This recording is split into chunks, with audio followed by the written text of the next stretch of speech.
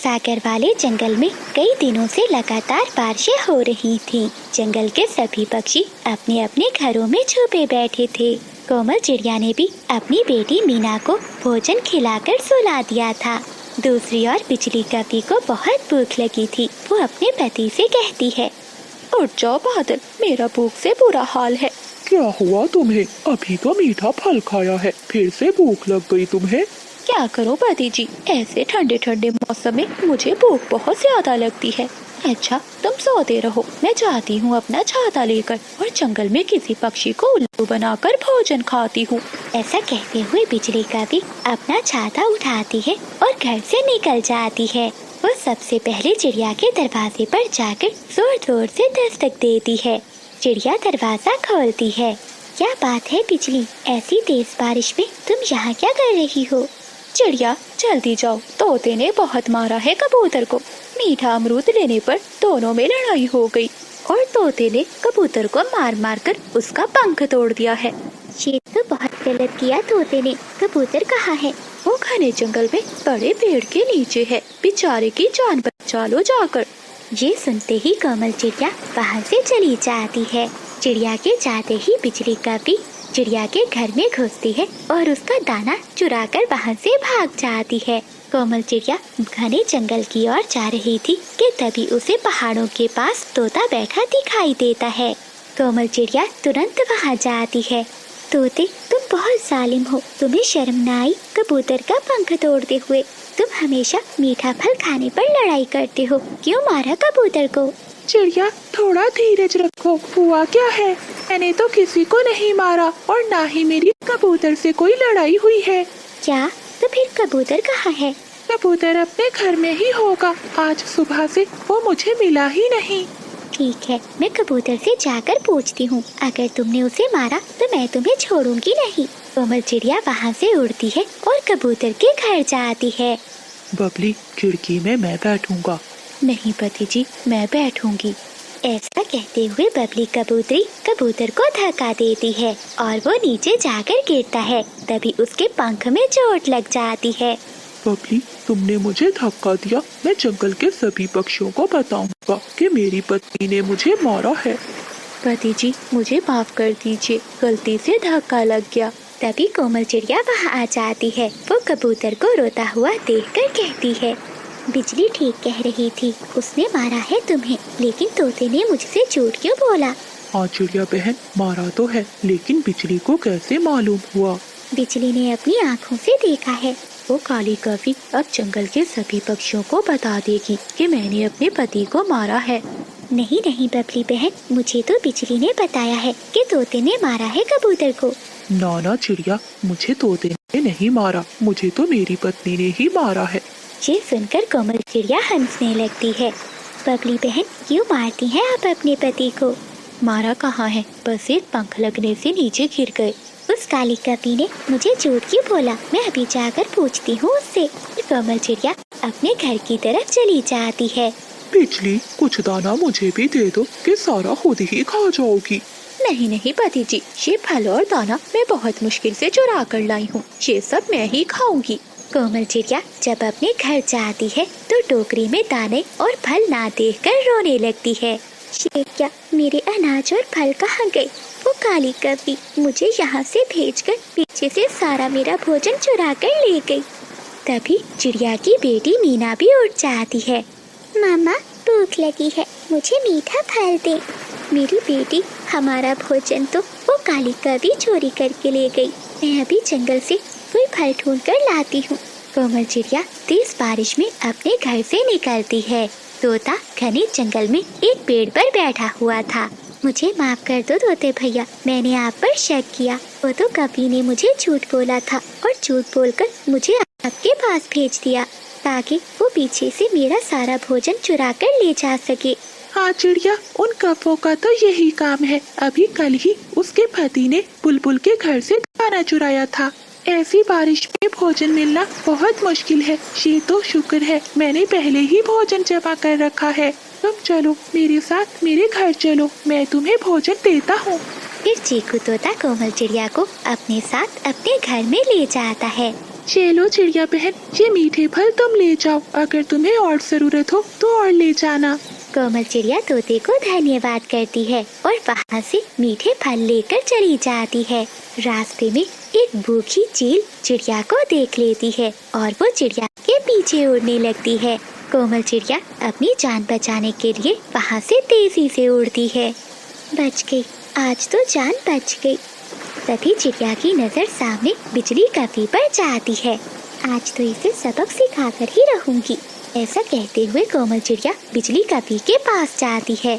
चिड़िया, तुम्हें ये मीठे फल कहाँ से मिले? यहीं आगे बस एक चील बैठी हुई है, वही बांट रही है मीठे फल। तुम जाओ, जाकर उसे मीठे फल ले लो, मैं तो ले आई हूँ। ये सुनकर बिजली कपी तेजी से उड़ती है और चील के पास जाती है। चील तो पहले ही बहुत गुस्से में थी। चील, मुझे भी मीठे फल दो, तुमने चिड़िया को भी दिए हैं। जाओ, चली जाओ यहाँ से, मैं तुम काले कपों का मांस नहीं खाती। चील चाची, तुम बहुत चालाक हो, सभी पक्षियों को मीठे फल देती हो और मुझे कुछ भी नहीं। मुझे भी मीठे फल दो, वरना मैं नहीं जाऊंगी। चील को बहुत गुस्सा आ जाता है और वो बिजली कपी को पकड़कर खूब धुलाई करती है। काली कपी, कौन सा मीठा फल, सुबह से बैठी मेरा सर ही खाए जा रही है। खूब मार खाने के बाद बिजली कपी रोती हुई वहाँ से चली जाती है। ऐसे कोमल चिड़िया बिजली कपी को सजा देती है। प्यारे दोस्तों, इस कहानी को लाइक, चैनल को सब्सक्राइब और अपने दोस्तों के साथ शेयर करना मत भूलिएगा। आपका धन्यवाद। काला कौवा, मैं सुंदर कौवा, बिजली से भी तेज, नाम है मेरा बादल कौवा, हा हा हा, ला ला ला। तेज बारिश में बादल कौवा अपना छाता लिए गुनगुनाते हुए जा रहा था।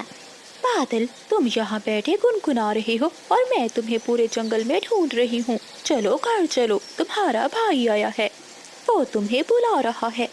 क्या मेरा भाई आया है? तुमने मुझे पहले क्यों नहीं बताया? कहा ना, पहले कैसे बताती, मैं तो तुम्हें 2 घंटों से जंगल में ढूंढ रही हूँ। बादल कौवा जल्दी से अपने घर की ओर उड़ता है और पीछे पीछे बिजली कपी। मेरा छोटा भाई, बहुत अच्छा हुआ जो तुम मुझसे मिलने आ गए। मेरा भी बहुत मन कर रहा था तुमसे मिलने को। अगर अब तुम आ ही गए हो तो 2-4 दिन मैं तुम्हें यहाँ से जाने नहीं दूंगा। घर में कुछ खाने को है नहीं, क्या तुम अपने भाई को भूखा रखोगे? बड़े भैया, मैं एक काम से आया हूँ तुम्हारे पास। हाँ हाँ भोले, बताओ, मुझे नहीं बताओगे तो और किसे बताओगे? भाई, माँ ने अपने लिए कुछ गहने खरीदे हैं, उनके पास पैसे थोड़े थे, आप मुझे कुछ पैसे दे दीजिए, कुछ दिनों में मैं आपके पैसे लौटा दूंगा। ये सुनकर बादल कौवा चुप हो जाता है और एक नजर अपनी पत्नी की तरफ देखता है। बोले, कितने पैसे कम है माँ के पास? भैया, अगर 1000 मिल जाता तो माँ का काम चल जाएगा। ये सुनकर बादल कौवा बिजली के पास जाता है और आहिस्ता से कहता है, बिजली, मेरी इज्जत का सवाल है, भैया क्या सोचेगा? पहली बार माँ ने भेजा है मेरे पास। जब भी मेरी माँ मेरे पास आती है तो हमेशा देकर ही जाती है। बादल जी, तुम्हारा भैया 1000 लेने आया है, कोई 10 रुपए नहीं। मेरे पास तो एक फूटी कौड़ी भी नहीं है, मैं तुम्हें कहाँ से दूंगी? बिजली, कुछ तो करो, मैं भैया को खाली पंखों नहीं भेज सकता। अच्छा ठीक है, मैं करती हूँ कोई जुगाड़। ऐसा कहते हुए बिजली कपी अपने घर से बाहर निकलती है। ऐसी बारिश में अब मैं किसके पास जाऊँ? कुछ सोचते हुए बिजली कपी अपना छाता लिए तोते की दुकान पर जाती है। तोते भैया, मेरी सास बहुत बीमार हो गई है, उसके इलाज के लिए मुझे कुछ पैसे चाहिए।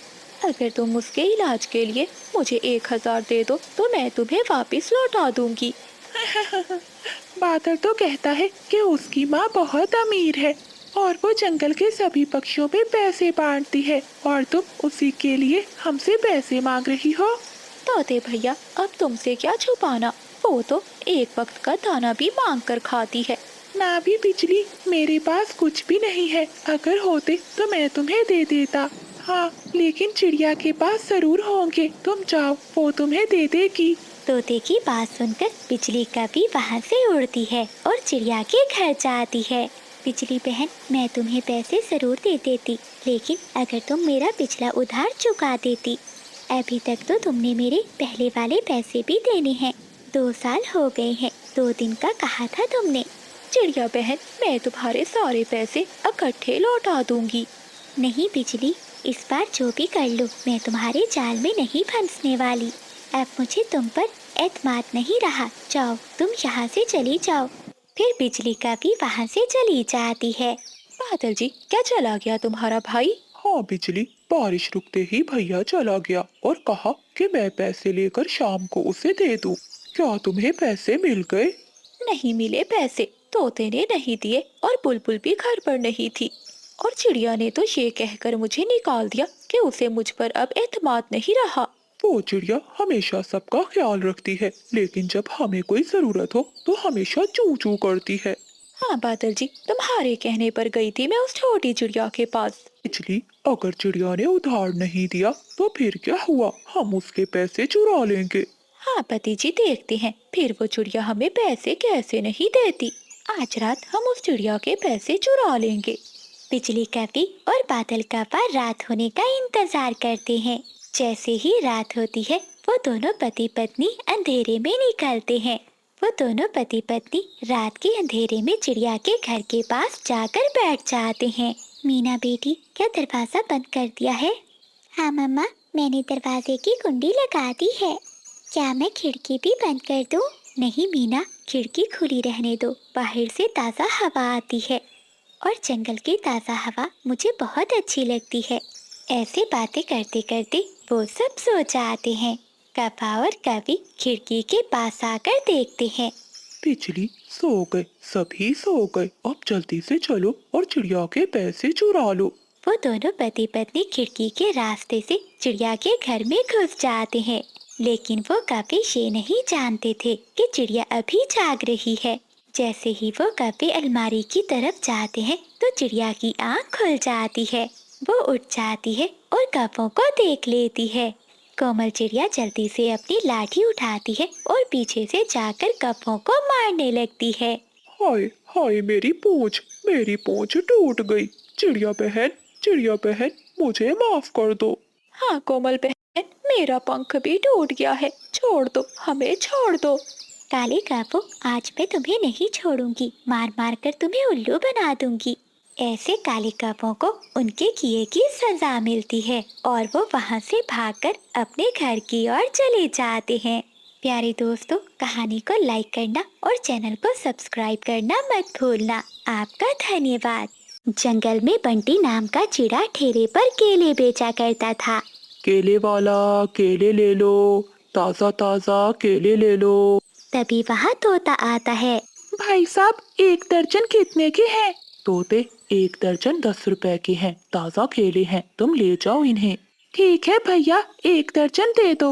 बंटी चिड़ा सारा दिन जंगल में केले बेचता है, लेकिन ज्यादा मेहनत करने पर भी वो ज्यादा नहीं कमा पाता। शाम को थक हार कर बंटी चिड़ा घर लौट आता है। तभी उसकी बेटी अपने पिता से कहती है, बाबा, आज आपने इतनी देर क्यों लगा दी? बेटी, आज केले नहीं बिके, इसीलिए मुझे देर हो गई। पिताजी, मेरी टीचर आपको कब से बुला रही है। आप मेरे स्कूल क्यों नहीं आते? आपने मेरी फीस भी नहीं दी। आप मेरी फीस कब दोगे? तभी वहाँ मीना की माँ कोमल चिड़िया आती है। अरे अरे मीना, अपने पिता को आराम तो करने दो, आपके पिताजी थके हुए हैं। ऐसा कहते हुए कोमल चिड़िया रसोई में जाती है और भोजन लाकर अपने पति को देती है। देखिए जी, मीना की फीस भरनी है। अगर हमने समय पर फीस ना दी तो कभी मैडम उसे स्कूल से निकाल देगी। ये सुनकर बंटी चिड़ा बहुत उदास मन से कहता है, कोमल, अब तुम्हें क्या बताऊं, तुम तो जानती हो, काम तो चल नहीं रहा। कोई भी पक्षी अब केले नहीं खरीदता। अगर ऐसे ही चलता रहा तो मीना की पढ़ाई खराब हो जाएगी और फिर वो भी हमारी तरह अनपढ़ ही रह जाएगी। कोमल, तुम चिंता नहीं करो, मैं कोई ना कोई रास्ता जरूर निकाल लूंगा। अगली सुबह बंटी चिड़ा फिर से अपना ठेला लिए जंगल में केले बेचने निकल जाता है। रास्ते में जाते हुए उसे एक बूढ़ा पक्षी गिरा हुआ दिखाई देता है। बंटी तुरंत उस पक्षी के पास जाता है अरे क्या हुआ आपको? बाबा जी आप ठीक तो है ना? ए ऊपर वाले, ये बाबा जी तो बेहोश हो गए हैं। तभी बूढ़ा पक्षी बेहोशी की हालत में कहता है, पानी, पानी, कोई मुझे पानी पिलाओ, मेरा गला सूख रहा है, कोई मेरी मदद करो। बंटी चिड़ा तुरंत वहाँ से पास के तालाब में जाता है और पानी भरकर लाता है। वो बूढ़े पक्षी को उठाता है और उसे पानी पिलाता है। अरे बेटा, मेरी मदद करने के लिए तुम्हारा बहुत बहुत धन्यवाद। अगर आज तुम नहीं आते तो न जाने मेरे साथ क्या होता। लेकिन बाबा जी आप इतने घने जंगल में अकेले क्या कर रहे हैं? क्या बताऊं बेटा, मेरी तो किस्मत ही खराब है।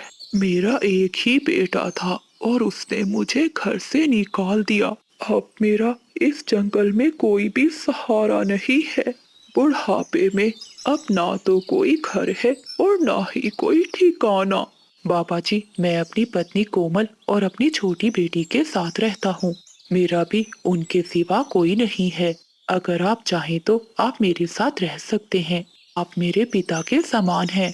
बेटा तुम सच में बहुत भले पक्षी हो, वरना इस जंगल में कोई पक्षी भी दूसरे पक्षी की मदद नहीं करता। इसके बाद बंटी चिड़ा उस बूढ़े पक्षी को अपने साथ घर ले जाता है। कोमल, ये बाबा जी बहुत परेशान हैं और पता है इनके साथ बहुत बुरा हुआ है। फिर बंटी चिड़ा बूढ़े बाबा की सारी बात अपनी पत्नी को बताता है। ए ऊपर वाले, कितने बेदर्द पक्षी हैं इस जंगल में, जिन्हें अपने माता पिता की कोई कदर नहीं है। क्या अगर पक्षी बूढ़ा हो जाए तो उसे घर से निकाल देना चाहिए? ये तो बहुत बड़ा पाप है।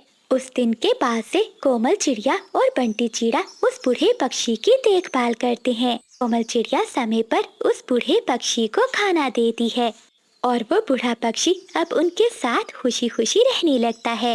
एक दिन बंटी चिड़ा पूरा दिन जंगल में केले बेचने के बाद जब घर वापस लौटता है तो उसकी बेटी रो रही थी। क्या हुआ मीना, तुम रो क्यों रही हो? पिताजी, मैंने आपसे कहा था ना कि मेरे स्कूल की फीस भर दे। देखा, कभी मैडम ने मुझे स्कूल से निकाल दिया। ये सब आपके कारण हुआ है। आप मेरी फीस नहीं भर सकते। ऐसे रोते हुए मीना घर से बाहर चली जाती है और एक पेड़ के नीचे बैठकर रोने लगती है। बंटी चिड़ा बहुत बेबस था, वो भी रोने लगता है। ये सारी बातें वो बूढ़ा पक्षी सुन लेता है। बंटी तुम बहुत भले पक्षी हो। तुमने मेरा जितना किया कोई अपना भी ना करता। तुम सबके साथ रहकर मुझे बहुत अच्छा लगा, लेकिन अब मुझे जाना चाहिए। लेकिन बाबा जी आप हमें छोड़कर क्यों जा रहे हैं? और आप अकेले कहाँ रहेंगे? बेटा तुम सबने मेरी बहुत सेवा की, अब मेरा समय आ गया है। मुझे अब यहाँ से जाना चाहिए, लेकिन जाते हुए मैं तुम्हें कुछ देना चाहता हूँ। बेटा ये कुछ दाने हैं, तुम इन दानों को अपने बागीचे में बो देना। उसके बाद तुम्हारे सारे दुख खत्म हो जाएंगे। ऐसा कहते हुए वो बूढ़ा पक्षी वहाँ से चला जाता है। फिर बंटी चिड़ा उन दानों को ले जाता है और अपने बागीचे में बो देता है। देखते ही देखते कुछ दिनों में बागीचे में एक बड़ा सुंदर केले का पेड़ लग जाता है, जिस पर सोने के केले लगे थे। चिड़ियाओं का वो परिवार जब केले के पेड़ को देखते हैं तो बहुत खुश होते हैं। कोमल देखो, इस पेड़ पर तो सोने के केले लगे हुए हैं। अब तो हम बहुत अमीर हो जाएंगे और हमारे सारे दुख भी दूर हो जाएंगे। तभी केले के पेड़ से एक आवाज आती है। बेटा ये तुम्हारी मेहनत का फल है। आज से इस जादुई पेड़ पर सिर्फ तुम्हारा ही हक है। लेकिन याद रखना, अपने साथ साथ दूसरों की मदद करना ना भूलना। उस दिन के बाद से बंटी चिड़ा फिर से अपनी बेटी को स्कूल भेजता है। वहीं अब बंटी चिड़े के हालात ठीक हो जाते हैं और वो गरीब पक्षियों की भी मदद करने लगता है। सागर वाले जंगल में सभी पक्षी मिलजुल कर रहते थे। कुछ दिनों से जंगल में भोजन की बहुत कमी हो गई थी। यही वजह थी कि सभी पक्षी भोजन को लेकर बहुत चिंतित थे। चिड़िया बहन, मैं थक गया। मैं घने जंगल में गया, मैं मैदान में गया, लेकिन मुझे कहीं से भी कुछ खाने को नहीं मिला। मैं तो भूख से मर रहा हूँ। तोते भैया, कबूतर और कौवों का परिवार भी भूखा है और मेरे बच्चों ने भी कुछ नहीं खाया। तो क्या चिड़िया बहन, अब हमें इस जंगल को छोड़कर किसी दूसरे जंगल में जाना होगा? तोते भैया, ऐसा मत सोचें। इस जंगल में हमारे सभी बड़े पक्षी रहते थे। उन सब की शादी हैं। हम इसी जंगल में रहकर ही कुछ करेंगे, जिससे हम सब पक्षियों को पेट भरकर भोजन मिल सके। कोमल चिड़िया वहाँ से उड़ती है और एक जंगल के सबसे पुराने घर पे बूढ़ी कपी के पास जाती है। माँ जी, हम बहुत परेशान हैं। जंगल में खाने के लिए भोजन नहीं है। बेटी, मुझे ये बताओ, क्या तुम सब पक्षियों में से किसी ने कभी कोई जंगल में नया पौधा लगाया है? नहीं माँ जी। क्या किसी ने कभी कोई पेड़ लगाया हो या फिर सब्जियाँ? नहीं माँ जी, हम तो जंगल में कोई फल ढूंढ लेते हैं या किसान के खेत से दाना उठाकर खा लेते हैं। बेटी, जो दूसरों से उम्मीद रखता है वो हमेशा भूखा रहता है। ये लो पोटली। इस पोटली में सब्जियों के बीज और कुछ बड़े पेड़ों के बीज हैं। माँ जी, मैं समझ गई। हम सब पक्षियों को मिलकर काम करना होगा। अपने जंगल में अपनी जरूरत के अनुसार हमें सब्जियाँ और पेड़ पौधे लगाने होंगे, ताकि हम ना सही हमारी आने वाली नस्लें एक अच्छी जिंदगी गुजार सकें। हाँ बेटी, तुमने बहुत अच्छा समझा। फिर कोमल चिड़िया बूढ़ी कपी से वो बीज लेती है और वहाँ से चली जाती है। बिजली बहन, इस पोटली में बीज हैं। हम सबको मिलकर काम करना होगा। सब्जियाँ पहले उग जाएंगी और फिर बाद में पेड़ भी उग जाएंगे। हाँ हाँ चिड़िया, जब तक ये पौधे बड़े होंगे हमारी हड्डियाँ भी गल सड़ जाएंगी। क्या फायदा ऐसे काम का जिसका फायदा हमें ही ना हो और बाद में आने वाले पक्षी राज करें। बिजली बहन, अगर यही बात सोचते तो जंगल में कोई भी काम ना होता। हमें काम करना होगा। हमें अपना भोजन खुद ही उगाना होगा। लेकिन बिजली कपी चिड़िया की एक बात नहीं सुनती और वहाँ से चली जाती है। वो अपने पति को जाकर सारी बात बताती है। बिजली, तुम छोड़ो उस छोटी चिड़िया को, वो तो हमेशा चूं चूं करती रहती है। तुम चलो मेरे साथ मेरे मामा के पास चलो। मेरे मामा के पड़ोस में किसान ने कल ही अपनी फसल काटी है। वहाँ खेत में इतनी मकई है कि हम 2 महीने आराम से खाएंगे। हाँ पति जी, मैंने तो उस छोटी चिड़िया को पहले ही बता दिया है कि ये काम वाम हमसे नहीं होते। फिर बिजली कपी और बादल कपा अपने बेटे जुगनू को लेकर वो जंगल छोड़कर अपने मामा वाले जंगल में चले जाते हैं। लेकिन कोमल चिड़िया के बाकी दोस्त पक्षी उसकी बात मान लेते हैं और वो चिड़िया के साथ काम करवाने लगते हैं। कोमल चिड़िया और उसके दोनों बच्चे मिलकर जमीन में बीज बो रहे थे। चिंकी तोती और कबूतरी भी चिड़िया के साथ काम करवा रही थी, जबकि तोता और कबूतर नदी से पानी लेने चले जाते हैं। शाम तक वो सभी पक्षी मिलकर सभी पौधों के बीज बो देते हैं। चिड़िया बहन, हमारा काम तो हो गया। अब चीकू जी और कबूतर भैया आ जाएं तो फिर हम इन्हें पानी देकर घर चले जाएंगे। हाँ तोती बहन, बस उन्हीं का इंतजार है। दूसरी ओर बिजली कपी और बादल कपा दूसरे जंगल अपने मामा के पास पहुंच जाते हैं। बादल कपी के मामा के घर के बाहर एक अंगूरों की बेल थी। भांजे, आज से ये बेल तुम्हारी है। तुम जितने चाहो इस बेल से अंगूर खा सकते हो। मामा जी, हम रात कहाँ रहेंगे? बिजली, ये भी कोई पूछने वाली बात है। मामा जी के घर में ही तो रहेंगे, और कहाँ रहेंगे भला? नहीं भांजे, पहले मैं और तुम्हारी मामी बहुत मुश्किल से गुजारा करते हैं। मेरा घर बहुत छोटा है। तुम तीनों को अपना घोंसला बनाकर बाहर ही रहना होगा। ठीक है मामा जी, हम अपना घोंसला बना लेंगे। फिर कपा और कवि जी भरकर अंगूर खाते हैं। कान बोए बीज, कान दे पानी, कान रखे ध्यान उन पौधों का। हो, हमें तो मुफ्त में फल मिल रहे हैं। तो पक्षी तो पागल हो गए हैं, हमारे आने वाली नस्लों के बारे में सोच रहे हैं। जब शाम हो जाती है तो वो कपा और कवि अपने बेटे जुगनू को लेकर एक पुराने तिनकों के घोंसले में बैठ जाते हैं। पति जी, ये घोंसला रात गुजारने के लिए ठीक है। हम यहाँ सुरक्षित हैं। ऐसे ही दिन बीतते जाते हैं। वो कव्वे उस अंगूरों की बेल से अंगूर खाते रहते हैं। दूसरी ओर जंगल में चिड़िया और उसके दोस्त पक्षी जंगल से ढूंढकर दाना खा लेते थे, लेकिन वो हिम्मत और सब्र से काम लेते हैं। उनके पौधे अब तेजी से बढ़ रहे थे क्योंकि वो सभी पक्षी मिलकर उनकी रक्षा कर रहे थे। आहिस्ता आहिस्ता जंगल में ठंड बढ़ने लगती है। अब कपों की अंगूरों के बेल भी खत्म हो चुके थे। बादल जी, अब तो इस बेल के अंगूर भी खत्म हो गए हैं। बिजली, तुम चिंता क्यों करती हो? चलो मेरे मामा के घर चलते हैं, वो हमें खाने को भोजन देगा और कोई नया रास्ता भी बता देगा। बादल कव्वा और बिजली कव्वी जब मामा जी के घर जाते हैं तो उनके घर को बाहर से ताला लगा हुआ था। दूर एक बुलबुल बैठी हुई थी। बुलबुल, ये मेरे मामा जी कहाँ चले गए? कव्वे, ये कव्वा तो अपने परिवार के साथ यहाँ से दूसरे जंगल में चला गया है क्योंकि इस जंगल में अब ठंड बढ़ जाएगी और खाने के लिए कुछ भी नहीं मिलेगा। बादल जी, तुम्हारे मामा तो हमें धोखा देकर चले गए और हमें बताकर भी नहीं गए। तुम चिंता नहीं करो, हम पूरा जंगल घूमते हैं, भोजन कहीं न कहीं से तो मिल ही जाएगा। फिर बिजली कव्वी और बादल कव्वा अपने बेटे जुगनू के साथ जंगल में इधर उधर घूमते रहते हैं। वक्त गुजरने के साथ साथ पक्षियों की सब्जियां अब बड़ी हो चुकी थीं और पेड़ों पर अमरूद भी लग चुके थे। दोस्तों, हमारी मेहनत का सिला हमें मिल गया। फिर वो सभी पक्षी दोस्त अपनी अपनी टोकरियां सब्जियों और फलों से भर लेते हैं।